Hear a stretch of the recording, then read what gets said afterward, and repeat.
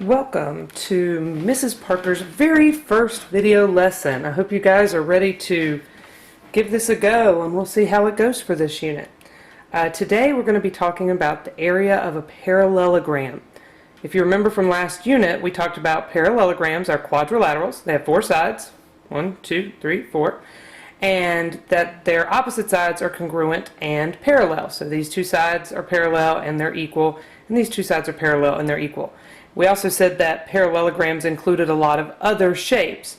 Rectangles are parallelograms, rhombuses are parallelograms, squares are parallelograms. So what we're talking about today will include all of these shapes as well.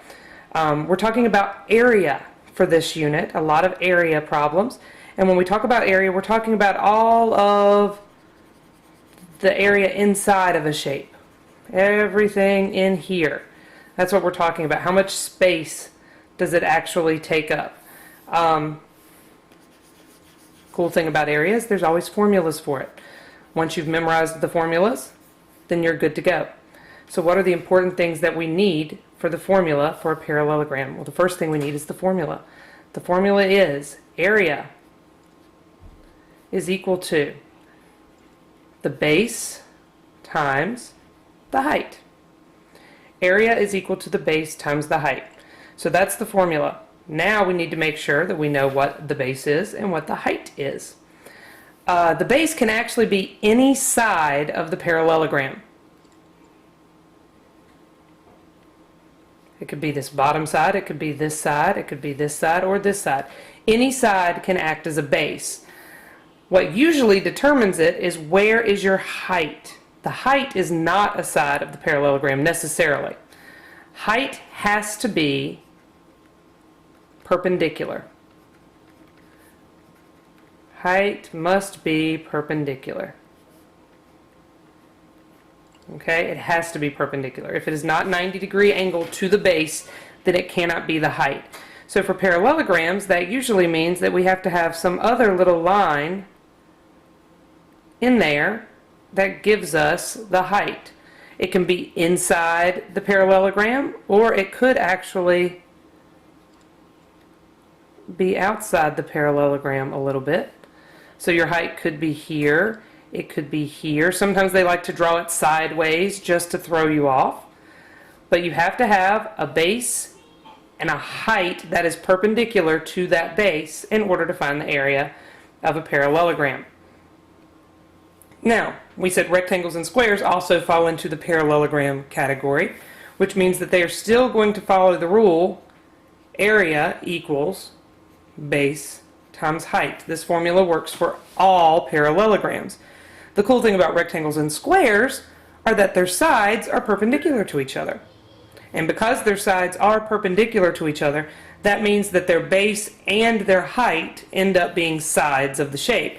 In a rectangle, we could use one side for the base and the other side for the height, which is why we always have learned that the area of a rectangle is equal to length times width, because the two sides actually act as the base and the height. You can still use the base times height formula, that way you don't have to learn other formulas, but this is why we've learned something different in the past. The length and the width actually end up being the base and the height because they're perpendicular.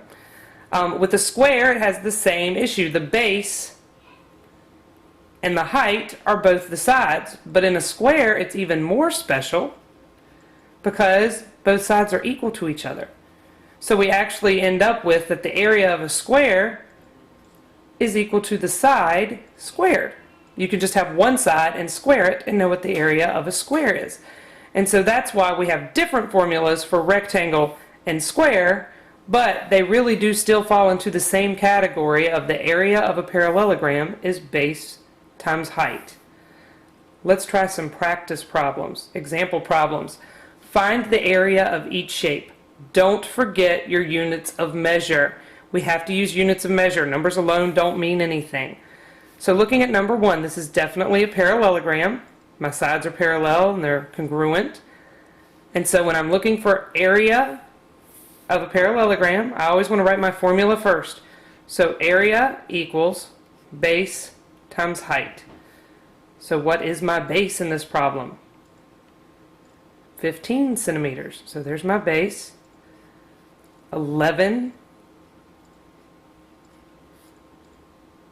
And if we just multiply those together, 150 plus 15 more would be 165.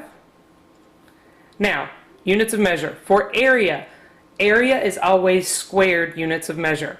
11 centimeters times 15 centimeters. Centimeters times centimeters would be centimeters squared. So we have 165 centimeters squared.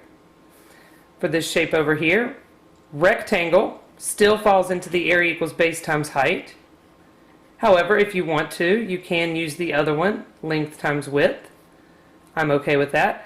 The length here is going to be 12 inches. The width is going to be 8. 12 times 8 is 96. Don't forget our units of measure. Inches times inches is inches squared. All right, last but not least is our square. We said it's still base times height, but if we want to, we can say that area of a square is side squared. So let's take a look.